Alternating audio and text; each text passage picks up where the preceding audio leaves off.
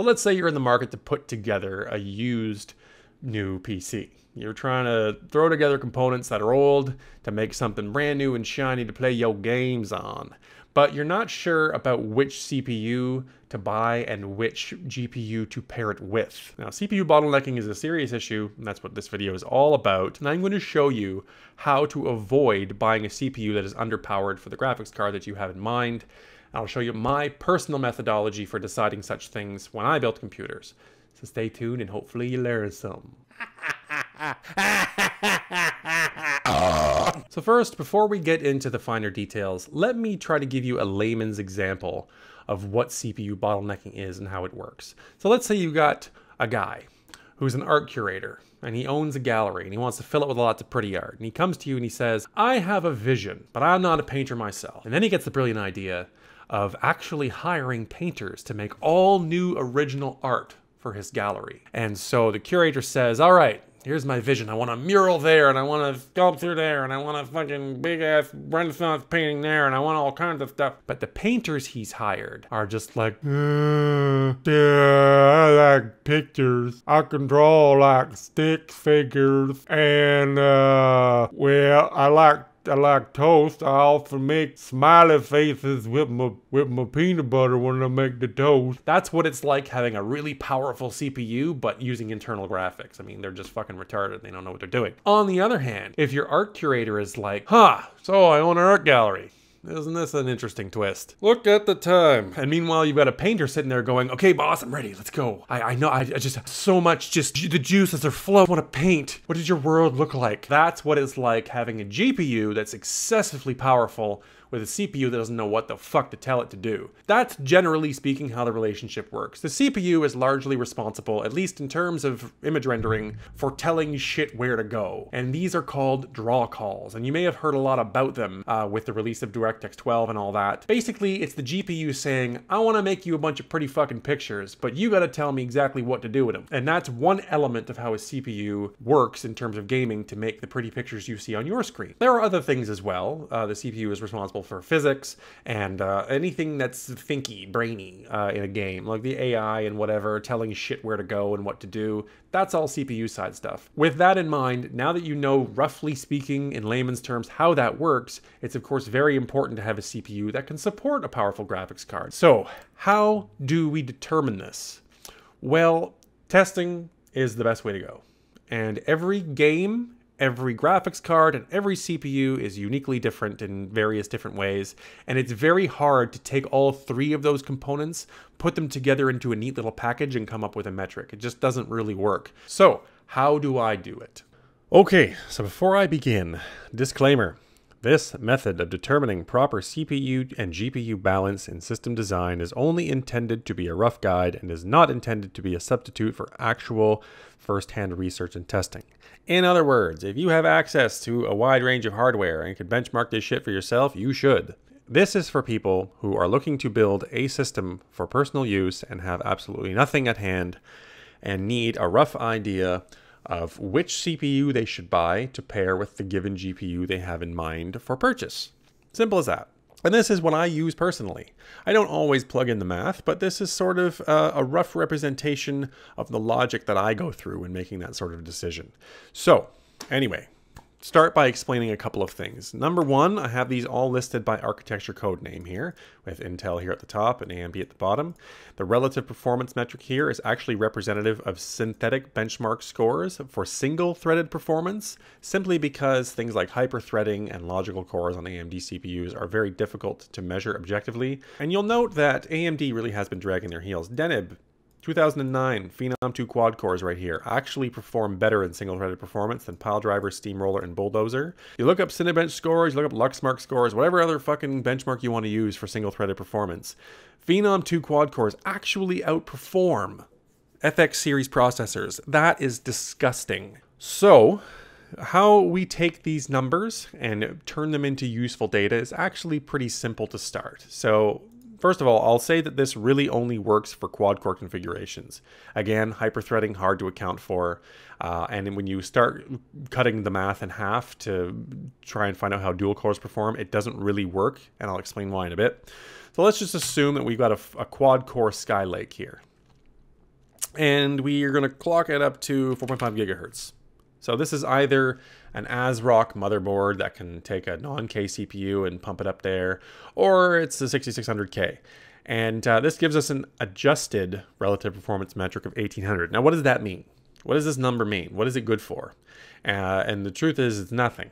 This number tells us nothing because we need to normalize it against a standard. And how we do that, so let's erase these numbers. How we do that is we scour the internet and we look to see where the best graphics card in the industry right now, and we'll call it the 980 Ti. You all know why the Titan X isn't actually the best card, because AIB partners, overclocking, VRMs, things like that. Better quality shit in these builds here actually make the 980 Ti faster. But it doesn't really matter. We just need a rough idea of what the best card in the industry is. You can take either of these as your high water mark and they will be roughly the same. So the video that I use as my baseline comparison for all of these different architectures is a video by Hardware Unboxed. It's their quad-core i5 roundup, where they take 6 generations of i5s and compare them against one another with modern gaming, and a 980 Ti, I think, and a 970, just to give people an idea of where the bottleneck lies for each of those respective cards. That's a great start, because all we have available to us is modern hardware. We don't have the older hardware that's being tested on the whole, especially on the graphics card side, with newer games. So all we can do is we can sort of take the high water mark and work our way down proportionately. So that's what I did. And when you do that, you see from their research that Haswell, Broadwell, and Skylake perform roughly the same in gaming, within a few percent of each other, clocked at 4 gigahertz. That's sort of what they discovered.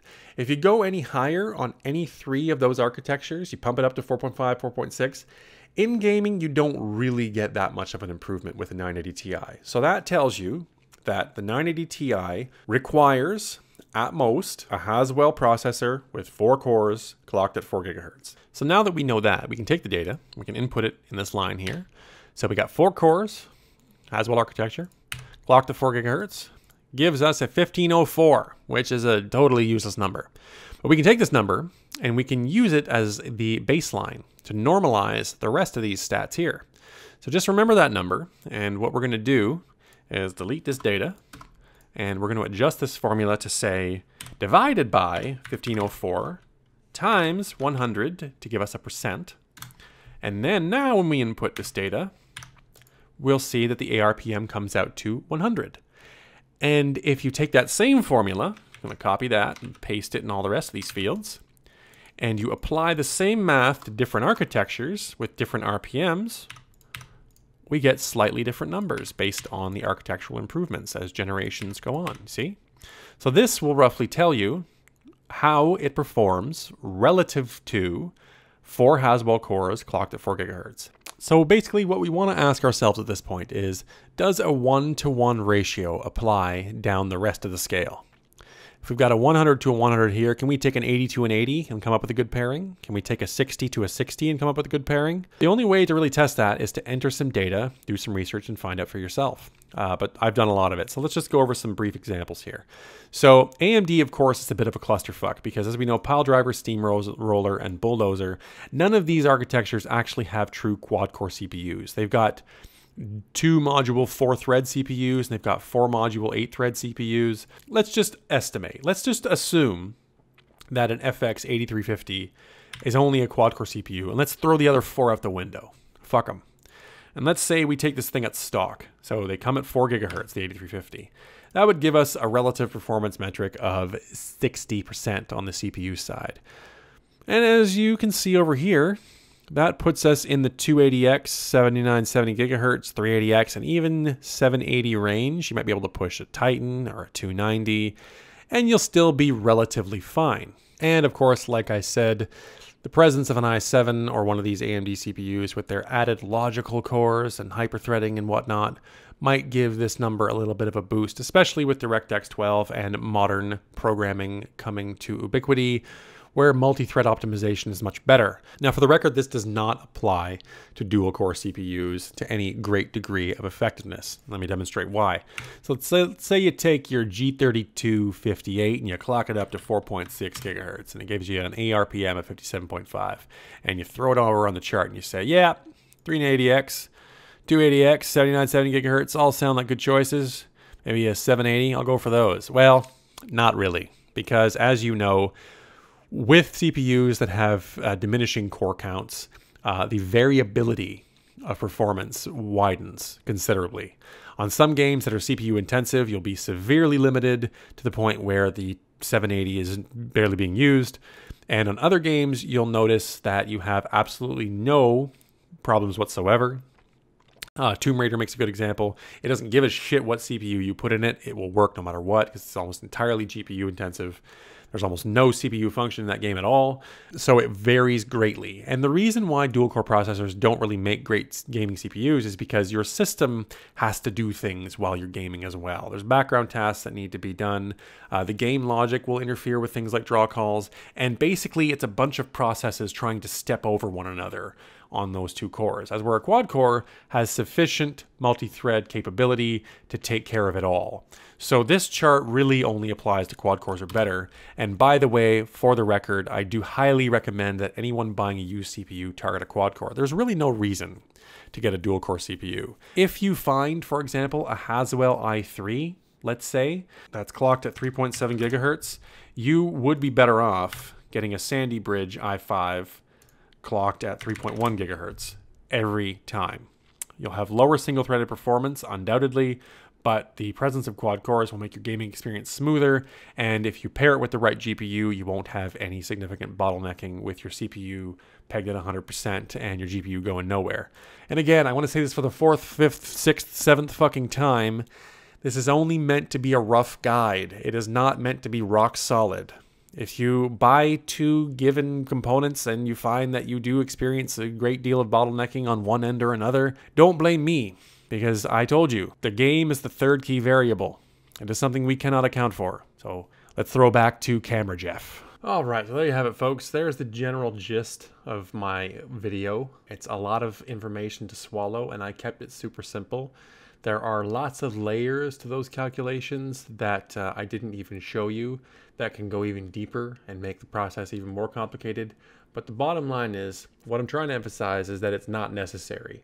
You can get a pretty good rough general idea based on what I showed you, just so you don't go completely off the rails and make a terrible purchase. That's the goal here. You'll always be in a plus minus 5 or 10% situation, and that's not something you should really worry about, especially if you're on a budget building a used computer system like the ones I put together in my build vlog, which, by the way, should be coming up next, I think. I actually got to find fucking time to put a 5th one together. I've got the stuff over there. I've got 2 different configurations in mind that I'm going to be pursuing, and I have not decided which one it will be yet. Also, I want to say a big thank you to all the new subscribers who have joined me here and followed me from Reddit. I appreciate your viewership. I'm only trying to help do nice things for good people and keep all of you safe. So really glad that you're on board and you're following me on this journey. If I ever do become the next big, guy on YouTube that does this kind of shit, I will not forget where I came from. I have 350,000 fucking karma to prove it. So, Redditor first. Yeah, that's sad. That's my life. 2 little dogs and 5 years of Reddit history. That probably will come back to bite me at some point or another. Anyway, thanks for watching, and I'll see you next time.